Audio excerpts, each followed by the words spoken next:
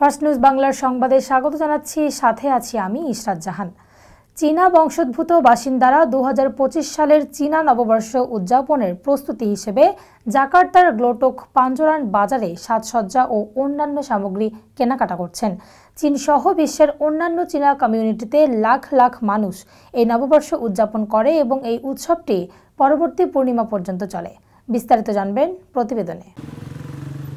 তাইপেইতে প্রথম অনুষ্ঠিত হওয়া এই প্রদর্শনীতে জাপানের ঐতিহ্যবাহী গোল্ডফিশ শিল্পটি প্রদর্শিত হচ্ছে।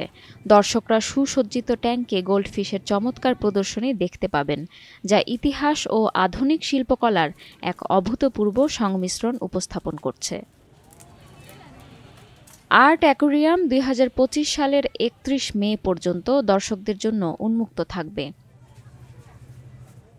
এখন পর্যন্ত এই প্রদর্শনী মিলান, ইতালি এবং সাংহাই, চীনে অনুষ্ঠিত হয়েছে। তবে তাইওয়ানের প্রাণী কল্যাণ কর্মীরা এই প্রদর্শনীর বিরুদ্ধে সমালোচনা করেছেন।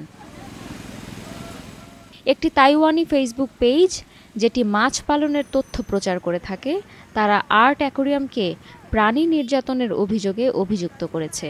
বিশেষ করে আলো, মাছের ঘনত্ব ও মাছের জন্য প্রাকৃতিক পরিবেশের অভাব নিয়ে উদ্বেগ প্রকাশ করেছেন। Taipei city animal protection office 16 October এক পোস্টে জানিয়েছে, প্রদর্শনীটি 30 টনের কম জলধারণ ক্ষমতা হওয়ায় তাইওয়ানের প্রাণী প্রদর্শনী আইন থেকে অব্যাহতি পেয়েছে। তবে প্রাণী সুরক্ষা আইন থাকার কারণে কর্তৃপক্ষ মাছের যত্নের মানদণ্ড নিয়ে পরামর্শের জন্য বিশেষজ্ঞদের সঙ্গে যোগাযোগ করছে এবং প্রদর্শনীর উদ্যোক্তাদের সাথেও কথা বলছে। Desk report, first news Bangla.